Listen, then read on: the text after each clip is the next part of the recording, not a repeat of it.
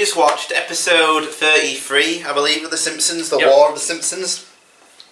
And yet again, after we watched Lisa's Substitute, another damn fine episode. Damn fine, we're saving the best till last. Excellent. Yes, for some reason this season's had a lot of down moments. Not a lot of down, just I think average. Some average streaks. It seemed to go in like having great, average, great, average, average, great, sort of. What for every one great one there were a couple. But yeah, this season, this one, the last one, and the next one, I would say, from what I remember, the next one's a 10, and I think this is a 10. That's a 10, yeah. Isn't it a great episode? Yes, I loved it. So for anyone who's not seen The War of the Simpsons for a while, this is the one where Homer embarrasses himself horribly at a party. So Marge and him go on a couple's retreat to Catfish Lake, where Homer learns there's a legend of a huge fish called General Sherman, and he must then decide whether to save his marriage or to go after General Sherman. And in the B plot, Grandpa becomes the babysitter for the kids and makes a horrible mess of it because he can't control them. Yeah. Yes. What did you think of The War of the Simpsons? I loved it. It was great. Definitely one of the funniest episodes so far. I would say the funniest. I was laughing all the way throughout. Yes. Great jokes. Yep.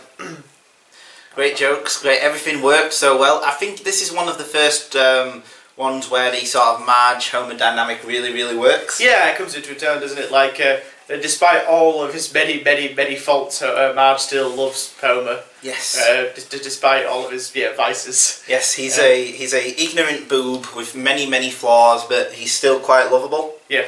Yeah. This also does the trick that the last one did, where Homer's actions in this are largely reprehensible. Yeah. Just completely ignores his wife and becomes horrifically drunk and ogles his Ned's wife. Oh yeah. In a hilarious scene. So. A little bit creepy as well. Yeah, it's really creepy. So he's like, can you fetch me some peanuts? Oh sure. Now those ones. The ones at the bottom.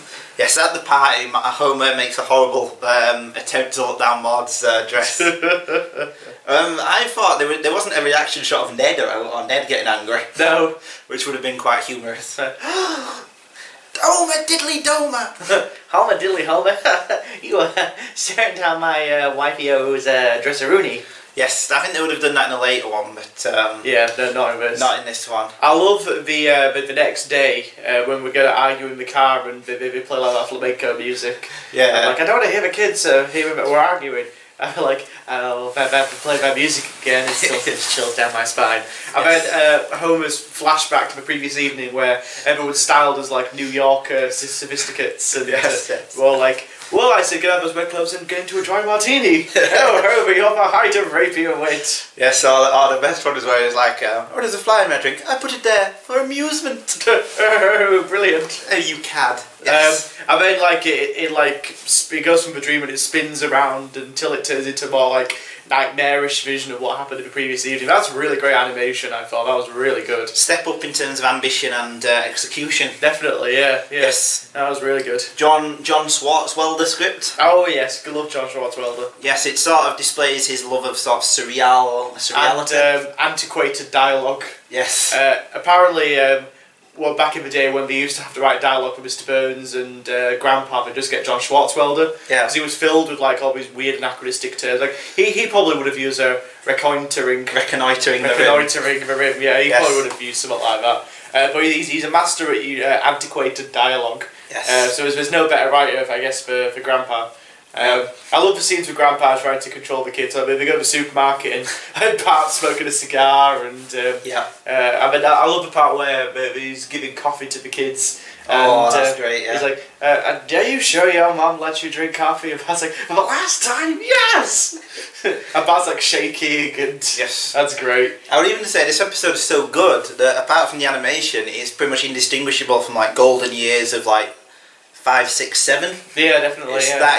And it definitely gets the pattern of like the A and B plot right. Yeah, but they're really becoming really good at that now. Yes, like in the first season there was a lot of awkward ones where it would cut back to an earlier one and then but like the worst one, I don't know which one it is now, but it's the one where Homer can't beat Bart, that video game. Oh, that's Moaning Lisa. That's Moaning Lisa. That's horrible. Because it cuts back in an opportune moment and it just doesn't give enough. But they've become masters now of, and the way that the two A and B, this has got easily the best where A and B plot are linked. Yeah, like it's all. Yeah. Even in the last one, they were linked sort of because it was at the school. But that was really it. This one, it's like the A and B plot play against each other, because obviously the tension in the B plot is when the Simpsons are going to come back. Oh yeah, and see the mess, yeah. See the mess, yeah. But they're more about like, the tension between Homer and Marge.